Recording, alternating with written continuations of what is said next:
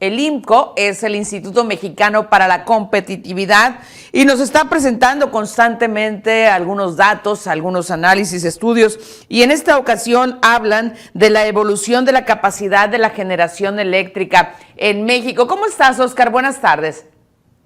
¿Qué tal, Soledad? Buenas tardes. Feliz de platicar contigo y con tu auditorio esta tarde. Muchas gracias. Estamos en una época del año donde, por lo menos aquí en Sonora, y con frecuencia los fenómenos meteorológicos, las tormentas, especialmente por las tardes, noches, pues hacen que se vaya la luz, a veces por un ratito y a veces por mediodía. Oscar, ¿esto qué significa? ¿No estamos atendiendo la demanda que el país tiene?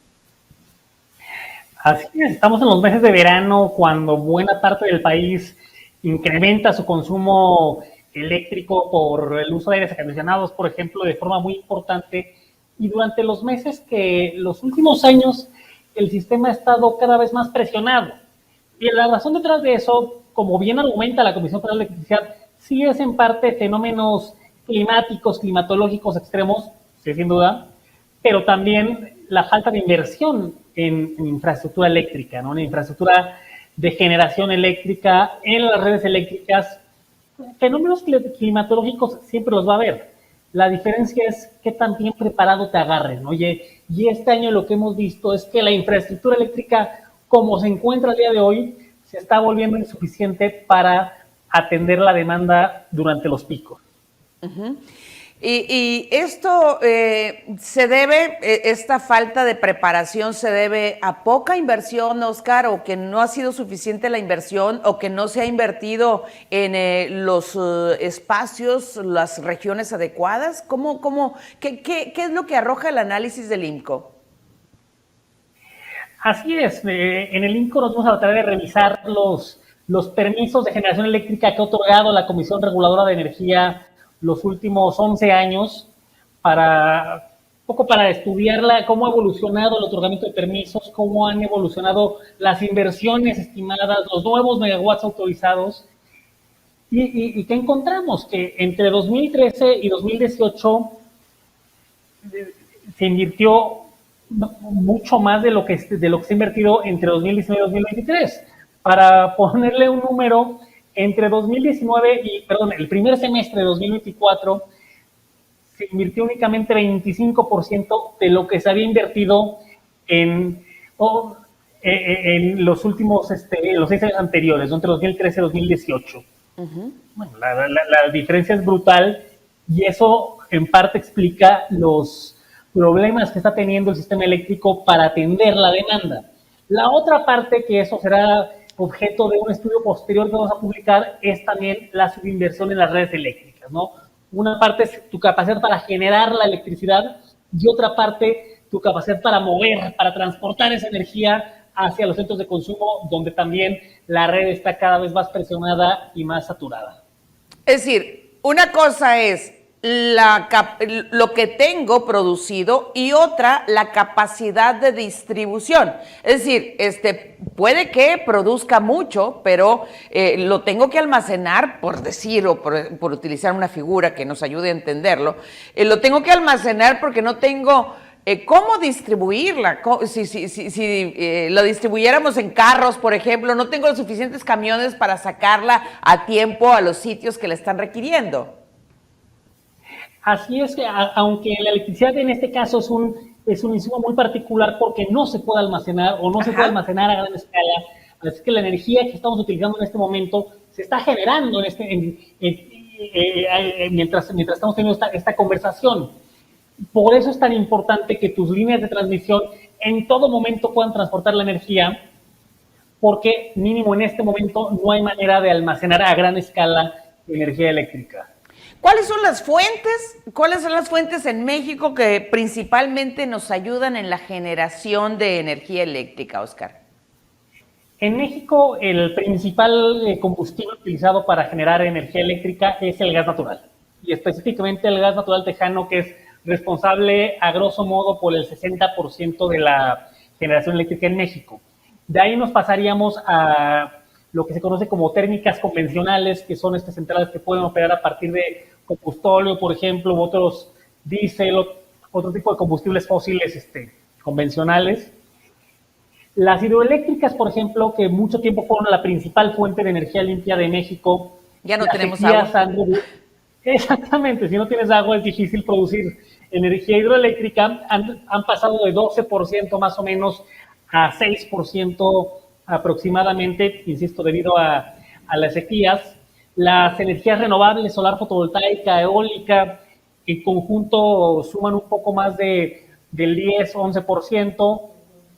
La nuclear, que es otra energía muy importante en el mundo como fuente limpia. En México únicamente tenemos la central de Laguna Verde en Veracruz y es responsable por más o menos, por poco menos del 4%. Y adicional a eso tenemos tecnologías con una huella pequeña, ¿no? Que pueden ser la geotermia, que es 1-2%, el turbogás, que es 1-2% también. Y a grosso modo así se ve la fotografía de con qué generamos energía eléctrica en México en 2024. Insisto, la principal fuente es el gas natural. Ajá. ¿Y qué perspectivas ves en el nuevo gobierno? Yo he escuchado, por ejemplo, que serán inevitables los próximos años serán inevitables los apagones, que de alguna manera tenemos que acostumbrarnos o no llamarnos a sorprendidos cuando tengamos apagones porque no hay suficiente generación y distribución. Eso por un lado. Por otro lado, entiendo que el nuevo gobierno no abraza la idea de la generación de plantas nucleares. Y por otro lado, también importante destacar, en el caso de Sonora, el proyecto de generación de energía a través del sol. En ese sentido, pues, aquí tenemos una expectativa importante en Sonora de que pues próximamente podamos estar gozando de esa energía, sobre todo porque atravesamos, no sé si sepas, Oscar, un verano siempre con altos consumos de energía eléctrica, que gran parte de los ingresos de las familias sonorenses se va a pagar el recibo de la luz. Así es, y en todo el norte del país sucede eso, por eso la CFE tiene lo que se conoce como la tarifa de verano, ¿no? Que es un subsidio adicional, y aún así los recibos que pagan los hogares en Sonora, pero también en Baja California, pero también en Chihuahua, son sumamente elevados, ¿no? Y Sonora efectivamente es el estado que tiene actualmente la mayor capacidad solar fotovoltaica instalada, y también hay un proyecto ambicioso del gobierno federal en colaboración con el estado de Sonora para desarrollar más capacidad instalada en paneles solares fotovoltaicos.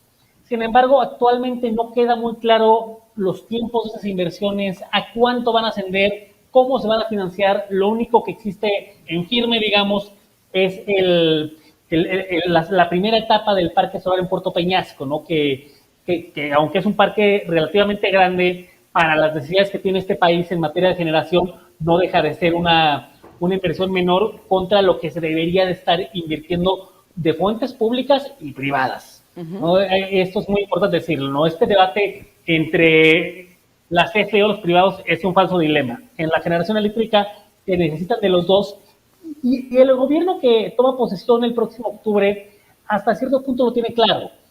Aunque hablan de una repartición del mercado de 54% para la CFE, 46% para los privados, han sido muy claros en que están abiertos a algún tipo de inversión privada, y eso al final es fundamental porque en un contexto de finanzas públicas presionadas, de tasas de interés relativamente altas, de un crecimiento de la deuda de CFE también importante, bueno, es imposible que la CFE por sí misma lleve a cabo la expansión en la generación que requiere este país. Van a tener que echar mano de la inversión privada necesariamente, y lo que falta ver es con qué reglas, bajo qué esquema es que se va a dar esta inversión. Y la otra parte importantísima es invertir en la transmisión. Sonora es un gran ejemplo. Sonora genera muchísima energía solar y tiene potencial para generar muchísima más, pero no existe la infraestructura de transmisión y de distribución eléctrica para sacar esa energía de los centros de generación y llevarla a los centros de consumo. Exacto. Pues qué buen reto deberá asumir la próxima ya anunciada titular de Comisión Federal de Electricidad, ¿no, Oscar? Un reto importantísimo y que no puede llevar por sí mismo la CFE. Insisto, se requiere una multiplicidad de actores, la CFE siendo un actor central, sin lugar a dudas, pero también se requiere diversificar las posibilidades de inversión específicamente en la generación eléctrica para permitirle a la CFE invertir en la transmisión. Te agradezco muchísimo que me hayas tomado la llamada. Debo hacer una pausa. Nada más recordarle a la gente dónde podemos revisar el estudio completo del IMCO, Oscar. Claro que sí, lo encuentran en la página www.imco.org.mx.